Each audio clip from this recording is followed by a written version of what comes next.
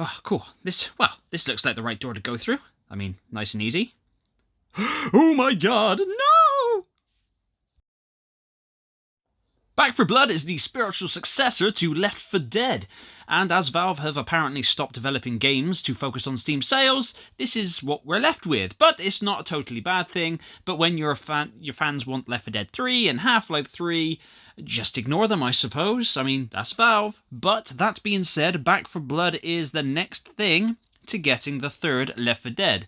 It's the exact same premise. You control one of 8 cleaners or survivors, 4 of which need to be unlocked as you progress through the game, and you have to run through a zombie-infected world. Move from safe house to safe house, point A to point B style, and shoot the shit out of everything in between. There are also some missions that require you to do other things and help survivors, hold off hordes at a diner, which I absolutely loved with the jukebox music just blasting away. You got to destroy nests, and also finding carry supplies to the safe house, which I thought was a nice change of pace.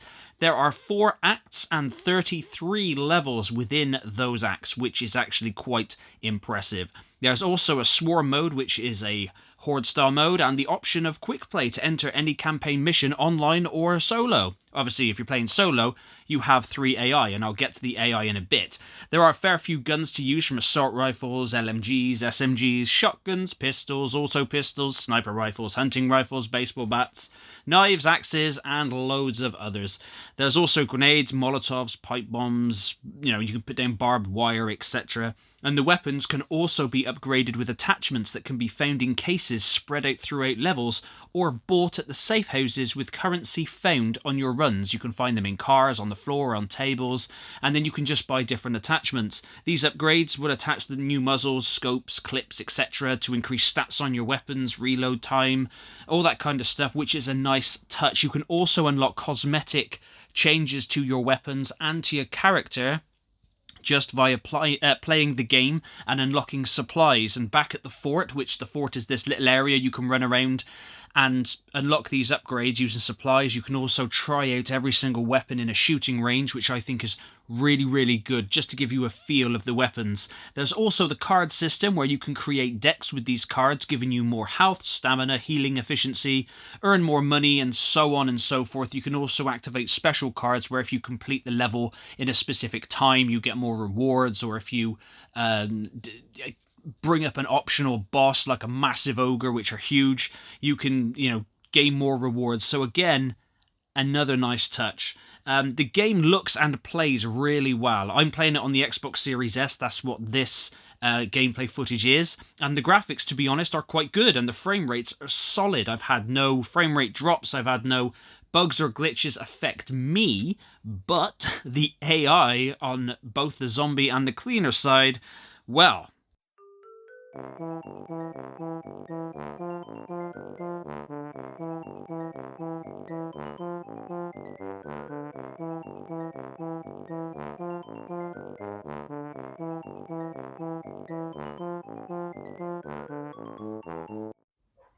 So yeah, if you're playing solo, prepare to be shouting at the screen a lot, because the friendly AI, they could not shove a greasy stick up a pig's ass, to be honest. Sometimes they'll just stand there, looking at you, judging that second double sausage and egg McMuffin and the 2 hash browns that you smashed in just before playing.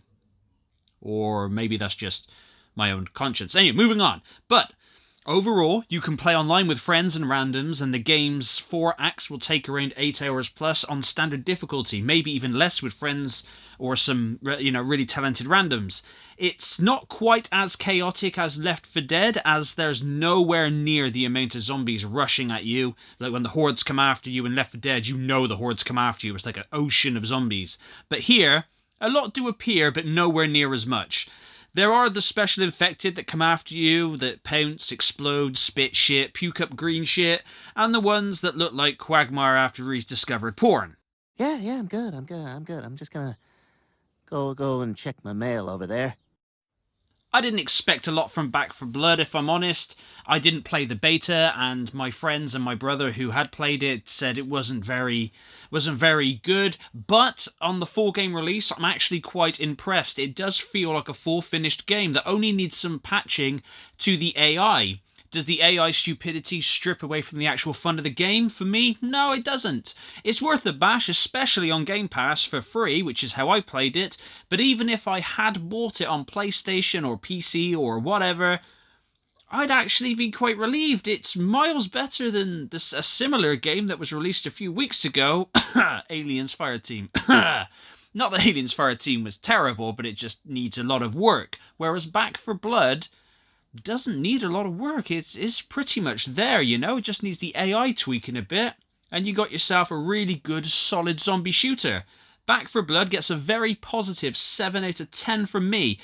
If the AI actually participated in, pretending to do something other than stand there like a spare prick at a wedding, I have better AI in my fridge. The game would squeak its way to an 8, maybe even a 9 at times, but time will tell. But thank you very much for watching this review, and until next time.